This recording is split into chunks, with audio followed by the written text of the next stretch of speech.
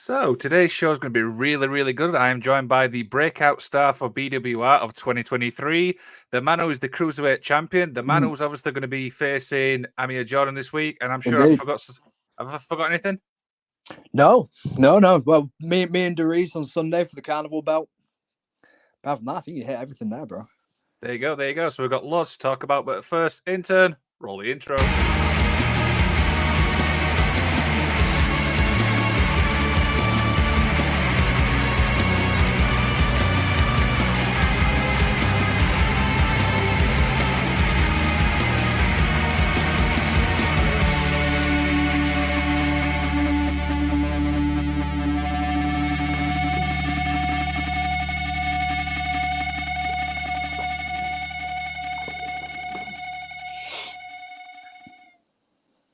And I'm delighted to be joined by the golden boy himself, Mr. Myles Kayman. How are we?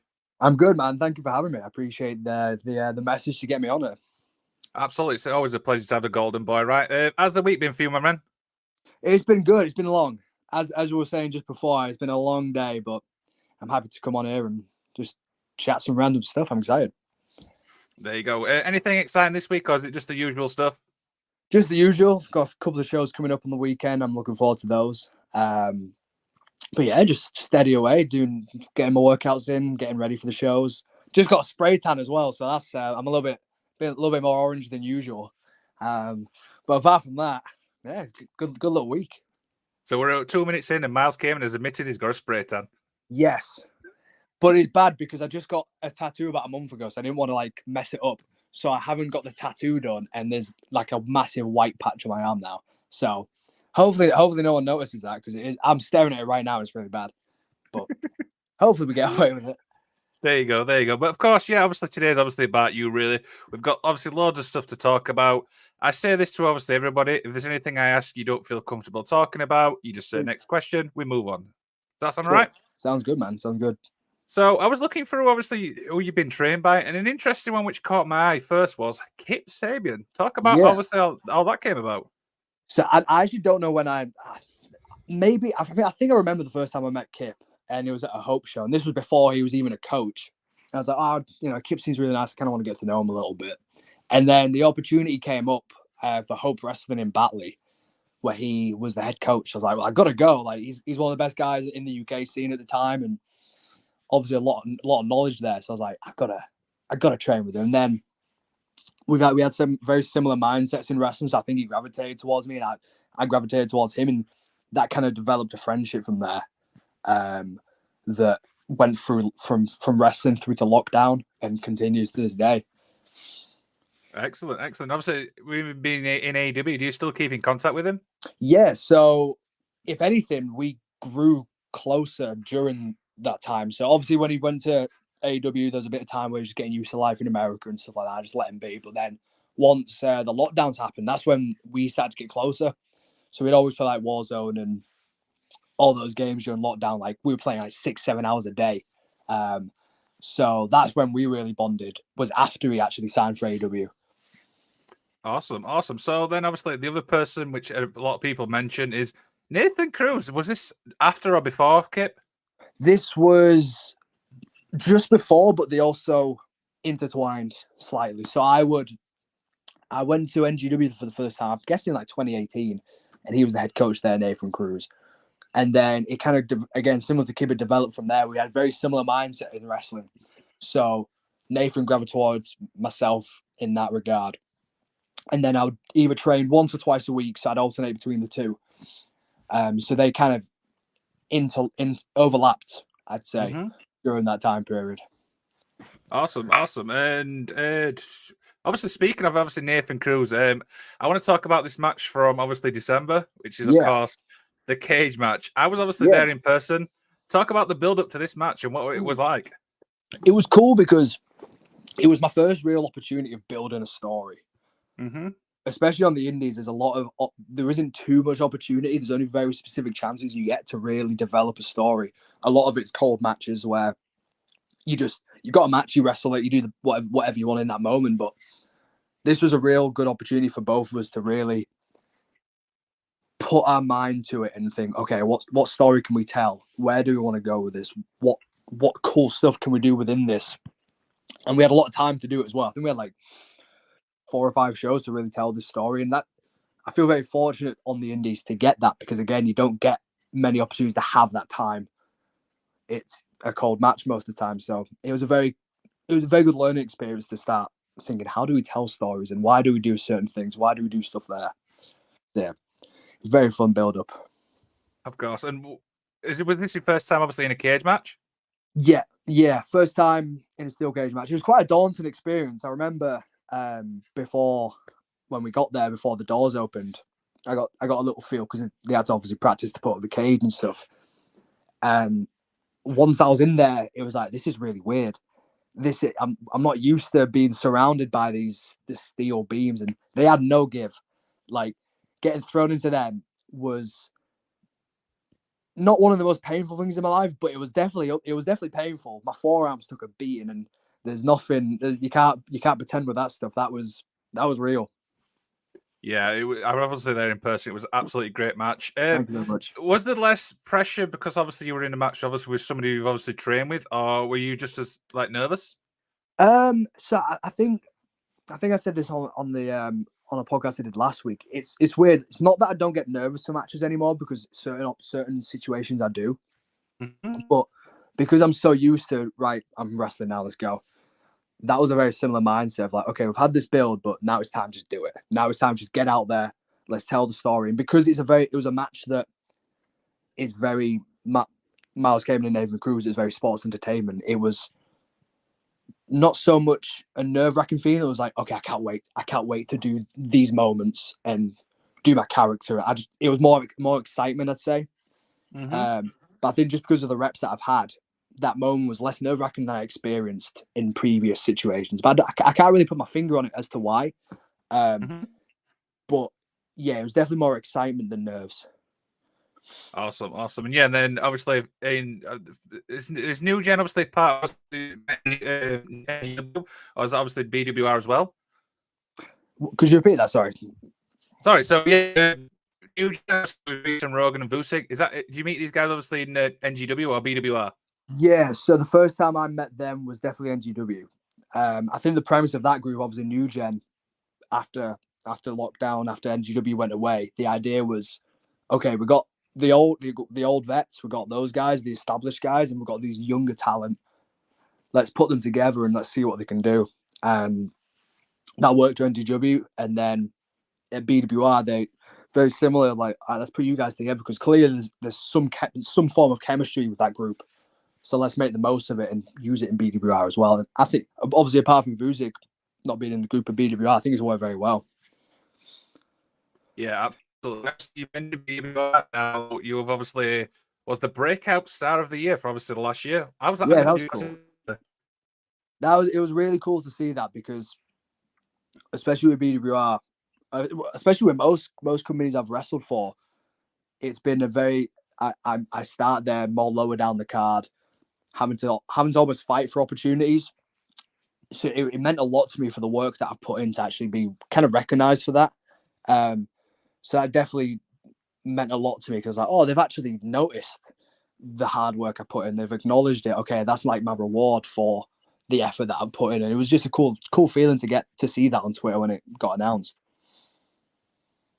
Absolutely. You mentioned BWR again. You've obviously got up against this weekend, obviously, for the Cruiserweight Championship. Is this the first time we faced each other, or is this in other promotions as well? I think I've wrestled him once. I think I've had a singles match at Rise. This was years ago. This was maybe like 2018, 2019. I've wrestled him in, I think must have wrestled in multi-mans quite a few times. So I've had a bit of experience with Amir Jordan in the ring. But in terms of like the most recent, I think that's the most recent single match we'll have in a while, which I'm very excited for, because it's always nice getting in the ring with Amir Jordan. Even though I'm going to beat him, it's very nice to get in there with him. By the way, I'm just going to point that out. Thank you very much. Not at all. And obviously Sunday, you're at Wrestle Carnival against another familiar foe, Mr. Man Like Darius. Yes, I've wrestled. I think I've had a few singles matches with Darius. It's been a while since I've got in there. I've had a four-man at BWR against him. I think that was the most recent one, but it's been a while since those two have got in there, and a lot happens in a year in wrestling. You know, you get better, you get bigger, so it's going to be fun to get in there with Darius after a year of development for both of us. Yeah, absolutely. So I ask a lot of wrestlers, obviously, this question here. Is there a different approach for you, say, when you go into an NGW show to a BWR, or is it straight same regardless? Yeah. So a lot of the time you've got to really look at what type of audience you're performing in front of. NGW and BWR are very similar, but I think there's more of a middle ground in BWR in the sense of, I think the spectrum would be a family show versus an indie style. And I think both of them sit nicely in the middle. I'd say BWR pushes slightly more to the indie side, but you're still going to have that interaction with the crowd because that's what they want. A lot of British fans at the moment, I think, really want that type of stuff. They want to be involved. So you've got to really look at, okay, what crowd have you got, and how do you work to that audience? So again, they're very similar, but there's a slight tweak. So there'd be certain stuff I do at BWR that I might not do at NGW just because it's not needed. That either that's a cooler move or a more high risk maneuver for BWR that the NGW fans will react to a body slam just the same way. So you gotta tweak and alternate for the different types of shows. Wow, awesome. So you mentioned obviously earlier on, obviously about lockdown. How did obviously that affect you? Obviously with training and stuff like that. How did it affect you? I was on the verge of quitting wrestling in lockdown. I think only because it was all like with every other aspect of life for everybody, it was taken away, and there wasn't an end goal in sight. Because one, we didn't know when this lockdown was going to happen. Two, we don't know how the scene's going to be when we came back. Three, promoters are just real normal people. Like, they have jobs, they've got bills to pay. It hit everybody just as hard. So it's like, is there going to be any opportunities when we come back? Is anybody going to run a show? Because the financial situation just might not be possible. So I kind of just lost the love for it in that sense, because everybody needs a goal, and if there's nothing attainable, it's like, well, what's the point? And because I was thinking about different avenues in life and where I can go down, there was a period of time where I was not resenting wrestling, but definitely didn't have the love for it that I did before and I do now. So it could have been a very different few years for me if I decided to follow through and quit. But I'm obviously very glad I didn't. But obviously, what was the deciding factor, obviously, to keep going? Was there a reason behind it, or were you just like, I've stuck at it, I just want to keep at it? Yeah, I put a lot of, especially when I was like 17, 18, 19, I put a lot of miles in. I paid a lot of dues at such a young age. I didn't want it to go to waste. And because I'm in lockdown, I got very close with some wrestlers that I necessarily weren't as close with before lockdown, just because of the situation that we were in. They're all wrestlers like, I don't want to just lose that. And obviously, you get one show back under your belt, you get two shows, you're like, oh, I kind of missed this. I kind of really, really enjoyed being in front of the crowd. See, that itch slowly came back. So it wasn't necessarily one striking moment. It was, okay, I'm going to dip my toes in the water, see how it is, and I really like it again. All right, let's see how much I can do. Let's see where I can go with this. And what was that first show like back, obviously, with the crowd? Was it a surreal experience? Was it weird? Was it a weird feeling? It was weird in the sense of, I did a little switch when I came back. So I think maybe my first one back was BWR. I think I came back in a Rumble. And I came out happy, smiley, really looking like a really young lad, just happy to be there. And then I did a switch and joined Nathan Cruz at the time. So it was a bit of an interesting return because I didn't get much opportunity to be in front of the crowd because there was so many guys in the ring. But because I had those one or two little moments, it was like, okay, I kind of like the way the crowd reacted here. I kind of like that feeling. Let's just give it another go. Let's just keep going. I take it you're more of a heel then, or you like a bit? But I just find it better being a bad guy. I just prefer it. There's something that, well, I've had a few experiences being a good guy. Certain experiences worked, certain experiences didn't. The ones that worked, it's great fun because you can just be yourself and everyone's cheering and stuff. It's a really cool feeling. But naturally, I think I edge to more towards being a heel. Again, I don't know what that says about me as a person. Maybe I'm a little bit deep down, but yeah, definitely more of a heel than a babyface, I'd say. Absolutely, absolutely. So a lot of people, obviously, on this channel, obviously in like countries like Canada and USA, obviously watch this show back. What can you obviously say to them to say, go and watch Myles Kayman? Like promote yourself a bit. The way I describe myself is from the moment. Well, this is what I try my best to portray, and I feel very fortunate that I think this way and that I'm able to do this. From the moment I step foot through the curtain to when I come back, my main goal is to have your attention, no matter what it could be. So I feel that's something that is unique to me. I'm able to, no matter what I do, I'm able to grab that attention and kind of hold on to that. And you can't keep your eyes off me no matter what. That's my main goal. As long as you don't keep your eyes off me, and for that moment you can feel something. Because once when I'm in the ring, if something happens, that's happened to me personally. Like I believe it in there, and that'll be either from my facial reactions, the way I move around, the way I sell. So there's an aspect of believability that sometimes gets lost. And as long as I can make someone feel, whether that is a bit of joy or a bit of hatred towards me or just any kind of emotion, that is definitely something that I aim to bring out of people. Absolutely, well said, well said. So you've obviously been wrestling, I think it was 2018, obviously I saw your career. What's some of your highlights when you look back, obviously what you're proud of? So I would say my debut, definitely. I think that would be a lot of people's, because I think it took me about 9 months to a year to get my first show for grapple wrestling, the place I used to train at. That was definitely a proud moment, because we're wrestling fans that take it a step too far, and to get the opportunity to actually be a wrestler for the first time is such a cool experience, because that's what we all work for. That's what we all dream to be, no matter where it is or in front of how many people. That was such a cool moment for us, because okay, I've done it. I've had a match. I performed in front of people. That's a goal achieved. I'd say if I do, like, for example, like a top three, number two would be a match I had against Kid Like Us 2 for Catch in May 2022. Only because of the circumstances surrounding that match. It was a main event. My whole family were there. I was extremely ill for that day, like so ill. But I managed to put on a 30-minute match with Like Us 2, and it was one of my best performances I've ever had. So under the circumstances that I was in and the pressure that I had to perform in front of my family, it was definitely up there as one of my best moments, because it was just, for me, it was a perfect situation.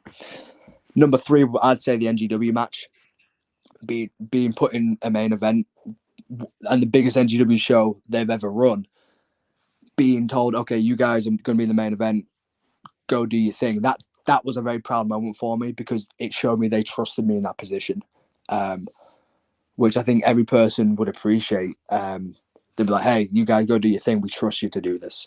That was a proud moment for me. Yeah, and we said also before we came on the air, the entrance for the year was absolutely top notch, by the way. I appreciate it. I thought about, so I do a lot of like maladaptive daydreaming during the day, just about wrestling scenarios. I'll just start envisioning wrestling scenarios, and I think I planned that entrance like 2 months in advance. I was just in my head, I was like, okay, I want to do this here, I want to do that there, I want to do that, and it came off so nicely. And in there, I was feeling it as well. So that was a really cool feeling when I went out there. Absolutely, absolutely. So another question, obviously, I ask a lot of people is the British wrestling scene as a whole. I've always said it's in a really good place. Would you actually agree with that statement? I was weirdly, before I even came on it, I was thinking about that and what the state of the British scene is. I think it's one of the best. I will go on record to say it's one of the best, and I'm not just being biased because I'm part of the scene. I would say we're one of the best independent scenes in the world, because we've got a good crop of young talent. A good crop of young talent, like the likes of Leon Slayer, OJMO, like those guys are at the top. You got Derice, you got the Lycoses. We've got such a good crop of talent at the top that are unique in their own way, wrestle their own way, look different, I haven't researched too much about the other independents, but I'd definitely be proud to say that we've got a very solid independent scene. And from where it was pre-COVID, COVID to now, yes, there's dips and flows. 2017, I just started wrestling, so I didn't really understand the boom or anything like that. But that time period was definitely, obviously, a peak for the British scene. And I think we're slowly, everything goes up and down. There's always peaks and flows. I think we're slowly rising from lockdown to a really solid scene. Absolutely, absolutely. So, is there any promotions obviously you'd like to obviously work for? You've obviously mentioned BWR. You're a big part of that. You're a big part of obviously NGW. You mentioned North before we came on the air. Yeah. Is there any other obviously promotions you'd like to work for? Progress, I'd say, is definitely a goal right now. Because obviously they're one of the biggest names in the country in terms of promotions. That's definitely a goal of mine to get. Whether that'll happen this year, whether that happen yet next year, it's one of those I don't worry about it too much. Yes, I work towards it, but I don't stress. Okay, hopefully this happens in the next 6 months, for example. That's definitely one of my main goals. I've wrestled for Rev Pro once, but to get back on there and be a consistent player for them, that is also a goal of mine. Awesome, awesome. Yeah, I can obviously see that Rev Pro. I mean, Rev Pro obviously is a good show. So very good. So a couple of fans obviously got sent a few questions in, and you might get a few more as we're on the air. Cool. First one was, if you could tag with a partner aside from New Gen, who would it be? I would say, it's a tough one. James Ellis is up there. I know he's breaking through at the moment. James Ellis from Wales wrestles for Attack quite often, and other places. He's very similar to myself. He's got the tan. He's got that arrogance. I can see myself in him a little bit. I think that'd be a fun. I know people have mentioned to me before about, oh, it'd be kind of cool if you tag with James Ellis a little bit. I think that'd be a cool little combo. Charlie Sterling as well. He's someone I really want to wrestle as well. Just because I enjoy watching him so much, and he's very similar in my sense. He's a big Mr. Perfect fan, so he loves that old school type of wrestling. I think we gel really well as a team because he does the extra little details that I like to throw in as well. So I think we definitely gel in that sense. And then the other question, which obviously somebody sent in was, and I kind of like this one, is, would you love to have a match with Tate Mayfairs? Yeah, Tate's great. Tate's great. Again, it's one of those we perform under a certain branch where we like to do similar stuff. And I think it's a case of how do we do what would happen when Myles Kayman wrestles Tate Mayfair? Would it be a case we both, for example, try to outdo each other in terms of cheating? It's one of those I think would be definitely a unique dynamic. I think would play nicely. Yeah, I'd love to see that because, like I said, you're both similar characters, you know, and stuff like that. I've obviously interviewed Tate as well, and he's a great guy-ish. Yeah, he's a nice guy. Oh dear. So, as obviously you wrestling and stuff like that, do you obviously get time to sit back and watch like other wrestling promotions, obviously like AEW, WWE, and stuff like that? Yeah. I do a lot of match study and just sometimes just sitting back and watching it as a fan is very nice to do because the issue with being a wrestler is it's sometimes hard to watch wrestling as a fan because you're always either analyzing or thinking, oh, that's cool, I might want to do that, or so yeah, I do tend to try and fit in watching wrestling as much as I can. I'm definitely more of a WWE guy. That's just what I've grown up with. I love that style of wrestling, and obviously they're in a mad boom right now, so it's cool to watch that happen. And AEW in their own right, they've got some really cool stuff going on. Different style, it's got its own uniqueness that other promotions may not have. So they've both got cool stuff going for them. So, it's from Mark Brown. He says, "You are the king of the mic. Has anyone influenced your style?" There's a few. There'd be a few '90s wrestlers, definitely Flyers and stuff like that. That I just love that old school style of. But in terms of like the actual style, not necessarily because I like to steal bits from certain people, but if I take too much from certain people, then it's just them. So I try and tweak it to my own liking, I guess.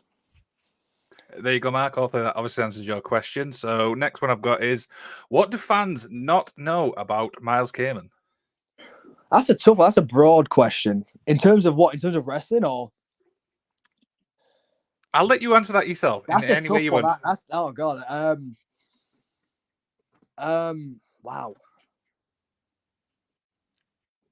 I don't even know how to begin to answer that. That's such a broad one. Is there anything you can narrow it down? Let's go wrestling side then, yeah? Wrestling. Oh my god. Wow. I'm actually really stumped. I've been able to answer. I've been able to fire off for 25 minutes, and now I'm on my ass here. What do they don't know about me?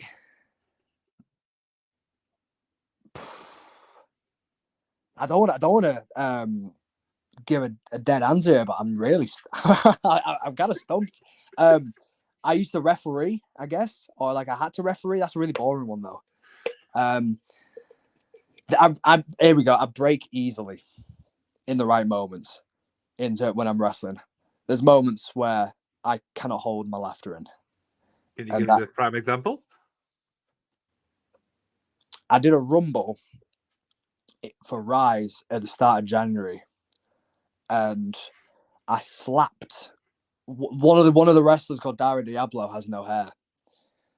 So I slapped him on the head, and he chased me around the ring, like legitimately trying to get me, and I was just laughing the whole way through.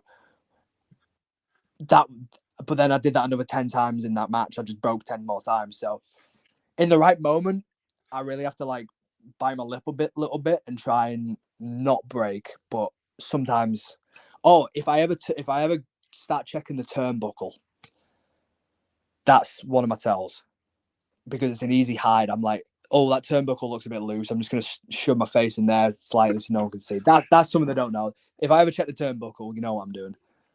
I do apologize. I didn't mean to put you on the spot there. I just thought It's a good question. I just didn't know where to begin. So you mentioned obviously some of your goals there. Is there any other goals obviously you'd like to achieve for the rest of the year? I'd say for the rest of the year, definitely consistency. I want to make myself more of an established name on the scene. And that'll come with time. That's not an overnight thing. It's just making the most of the opportunities I get, and also being very grateful for the opportunities I get. Whether it's 1 or 2 shows a month, or whether it's 3 or 4, when I have a busy weekend, it's making the most and being grateful for the opportunities so I can then get more from those. So definitely consistency is a big one. Obviously, the end goal, I want to make it a career. But for now, you're got to do small steps for now. That's an end goal. But the small steps would definitely be over the course of the year. Let's build my name up as much as I can. Now, the funny thing is, it's funny you say that, because I found an article a while back and it says one to watch in 2024 is yourself, and you're number 1. Oh, really? Yes. Well, there we go. Smart writer, whoever wrote that. I appreciate it. If I find it, I'll send it obviously after the show. I'm sure I saw it there somewhere. I feel like I got tagged in something like that. So I may have already seen it, to be honest. I think I saw something on Twitter. I could be wrong. There you go. So yeah, obviously, I feel a little more questions. I was beginning to wind down. This is obviously a time where you can plug anything you want, and basically anything you want to plug. Yeah, go ahead. So my Instagram and Twitter are the same. So it's Myles Kayman, MYLES KAYMAN. No spaces, none of the gimmicks. My merch is big. I don't even know how to do the Big Cartel thing. Big Cartel. MylesKayman.Big Cartel. That's the one. It's just Big Cartel with my name. Or there's a link in my bio for it on Instagram and Twitter. I'll definitely be buying anything after the show. So. Oh, I'd love to see it. What size? What size are you? You got 8x10s? That's why I always collect. 8x10s. I can guess them. That's good enough for me. Yeah. Be sure obviously to check out Myles Kayman, obviously at BWR this weekend. Obviously, he takes on Amir Jordan for the Cruiserweight Championship. And don't forget, obviously, at Wrestle Carnival. Is that Coventry, I believe? Yes. HMV Arena is a very nice venue. I'm very excited to wrestle. I wrestled there once, and I was like, this is so nice. Yeah. There you go. So, any final words from Mr. Kayman before we head off? No, but I appreciate the opportunity to come on this podcast and chat to you, man. It's a pleasure meeting you. Absolutely, my man. And yeah, like I said, I will be seeing you at a BWR show. I can't wait to see, obviously, NGW show in March. So yeah, I will definitely be seeing you again soon. Yes, sir. Thank you very much. Cheers, guys.